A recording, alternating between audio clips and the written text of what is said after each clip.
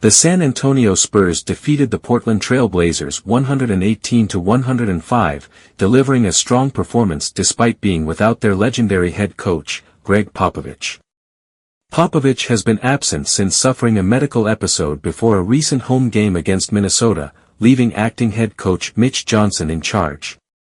Johnson has guided the Spurs over the last 4 games, but it remains unclear when Popovich will return to the sidelines.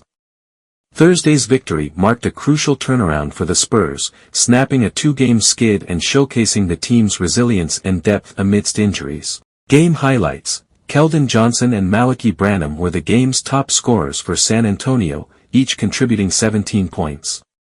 Johnson's versatile offensive play and Branham's aggressive shooting gave the Spurs the firepower they needed to pull ahead. Zach Collins and Julian Champagny were also essential to the Spurs' offensive rhythm, adding 14 points apiece. Victor Wembanyama, the Spurs' rookie sensation, contributed with 12 points, though it was a quieter night for the rising star compared to some of his previous games. Unfortunately, the Spurs had yet another injury setback as Branham left the game just 2 minutes into the fourth quarter after rolling his right ankle.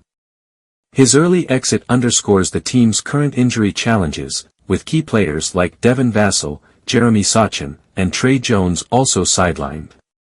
Still, the Spurs' reserves stepped up admirably, with Branham, Johnson, Collins, and Blake Wesley combining for a significant 58 points. Their depth was critical, as injuries have thinned their roster, and the team is awaiting Vassell's return to add a consistent scoring option alongside Wembanyama. Portland struggles. For the Trail Blazers, Deandre Ayton was a bright spot, recording 21 points and 10 rebounds. Ayton's work on the boards and efficient inside scoring kept Portland competitive. Jeremy Grant matched Ayton with 21 points, and Anthony Simons added 19 points, though he struggled to find his rhythm from three-point range, going 3 for 9. Simons' performance highlighted a broader shooting issue for Portland. As a team, they only made 9 of their 32 three-point attempts. Outside of Simons, the rest of the starting lineup went just 3 for 12 from deep, an area they'll need to improve to stay competitive. Key moments: the Spurs' turning point came midway through the third quarter, with Portland trailing closely at 64-62. San Antonio capitalized on a critical sequence where Branham hit a three-pointer to extend their lead. On the ensuing possession, Jeremy Grant committed an off-the-ball foul that gave the Spurs a bonus free throw, which Wembanyama calmly converted. This sequence pushed the Spurs' lead to 68-62 and marked the beginning of a scoring surge that allowed them to pull away. Key stat: the Spurs' bench scoring was essential to this win, as San Antonio's reserves, Branham, Johnson, Collins, and Wesley, contributed a combined 58 points. Given the numerous injuries the Spurs are dealing with, including long-term absences and game-day adjustments, this bench performance highlighted the team's resilience and ability to maintain scoring depth. Takeaways: Trail Blazers' three-point struggles.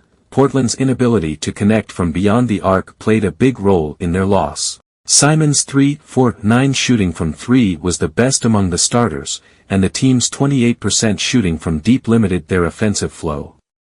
Spurs bench depth and emerging leaders. The Spurs continue to discover contributors in their second unit. With Vassell out, the team has had to rely on others to support Wembanyama in scoring.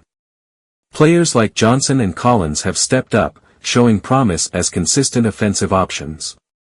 Victor Wembanyama's role: while Wembanyama had a modest 12-point performance, his influence extended beyond the stat sheet. His presence in the paint disrupted Portland's offense and created opportunities for others. As he continues to adapt to the NBA, his role as a defensive anchor and offensive facilitator is becoming clearer. What's next?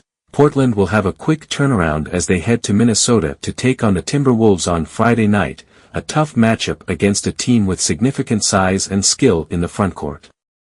Meanwhile, the Spurs will host the Utah Jazz on Saturday, hoping to build on this momentum and perhaps see some of their injured players, like Vassell, return to the court. With Popovich's timeline for return still unknown, the Spurs will likely continue to rely on the leadership of acting head coach Mitch Johnson and the developing chemistry among their younger players.